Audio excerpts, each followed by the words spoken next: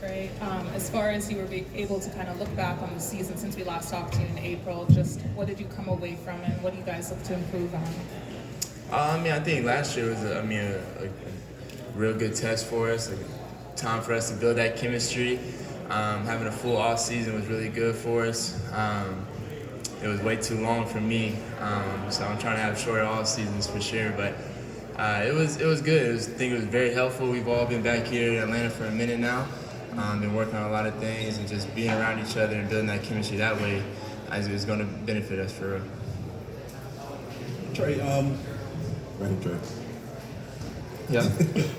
Do you feel, a lot of talk went about you not making the FIBA team and things of that nature. At this point of your career, do you feel like you still don't have the respect you deserve being one of the elite players in the NBA?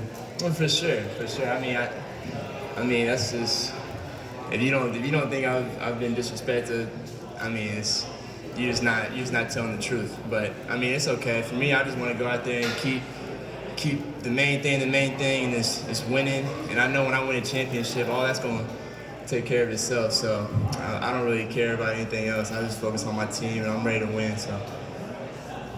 This will be your first full season under Coach Quinn. What are some ways in which you're looking for your game to grow this season so we can have you back on that NBA All-Star team? Oh yeah, first of all, that's not my goal to be on that All-Star team. I should have been on it already. I'm ready to get going. I think Quinn has done a great job of keeping us together. Getting us a full summer, just communicating, talking. I'm just ready to play. We were already a really good offense, but I feel like our offense is going to go to a whole another level, which is really scary. And then our defense, which needed it to improve, is going to improve there too. So I'm just excited to start playing, and then all the work we've done over the summer is going to show. Trae, where do you feel as a leader you can grow the most with a rather young squad? I'm continuing to grow as a leader every day.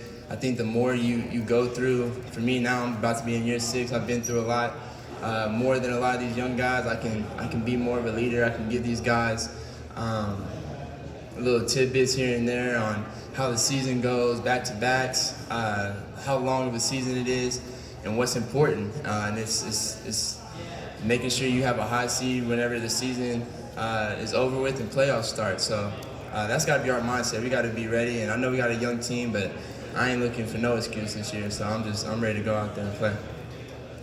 Trae, on your podcast from June 1st, you said bringing Coach Snyder halfway, I think, is a game changer for us. So now with the full off season and his staff, what's been their biggest impact on your work this off season? I think it's all going to show when we start playing. You'll see the type of offense we have, the way we play. The continuity and what we play and which we play. It's going to be fun. I'm ready to get going, and we put in a lot of work this all season, so it's going to show. So. Hey Trae, now what has been or has it been discussed the main goal for this team to reach this year? No, it hasn't been discussed as far as like a team.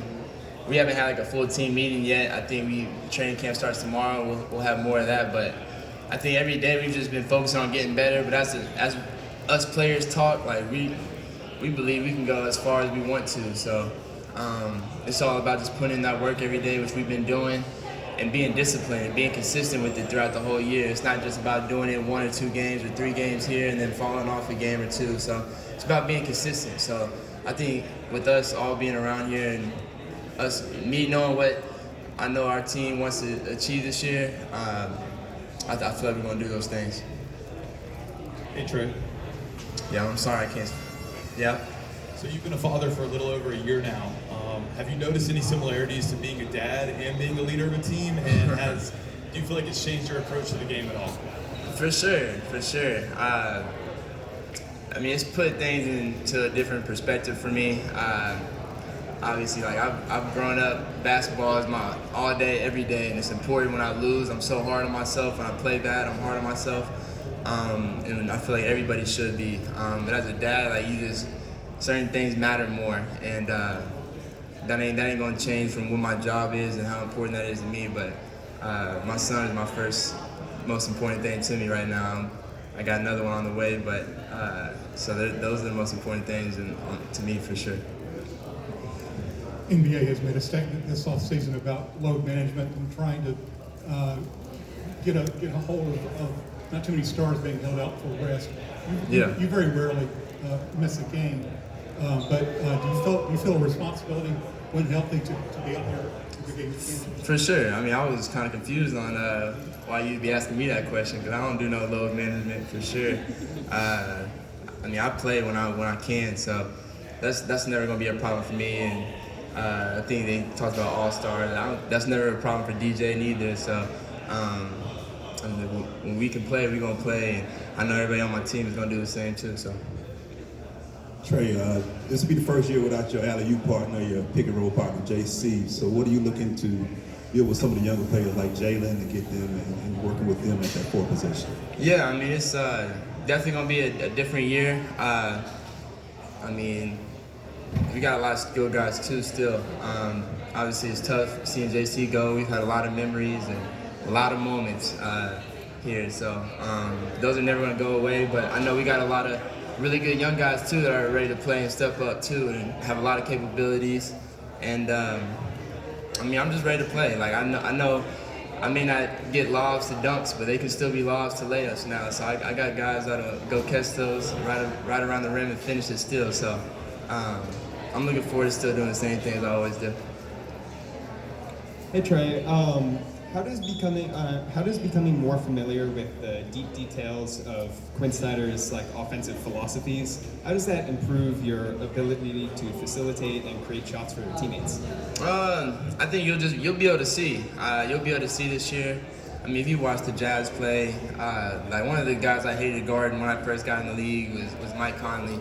And whenever he left Memphis and went to Utah, every time we played them, I hated guarding him.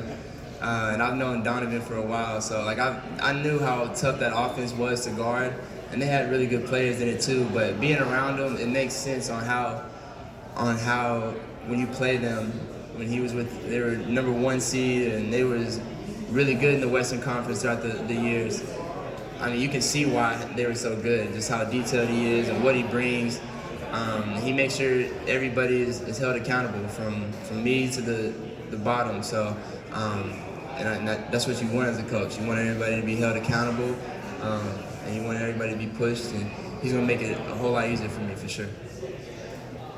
Trae, there's been a lot of movement during the offseason in the Eastern Conference. So what are your thoughts on the current landscape of how the Eastern Conference shapes out? Can you say that again? I'm sorry. There's been a lot of movement over the offseason in the Eastern Conference. Yeah. What are your thoughts on the current landscape, of the Eastern Conference? I mean, we got some good players that's came over to the East now. We got some guys that's moved teams in the East. That's cool. It's gonna be tough, but for me, I'm focused on my team and myself. Like, I don't really care what anybody got going on. I feel like if we do what we need to do, we're gonna be there at the end. And that's been my whole mindset all summer, and preaching with my teammates.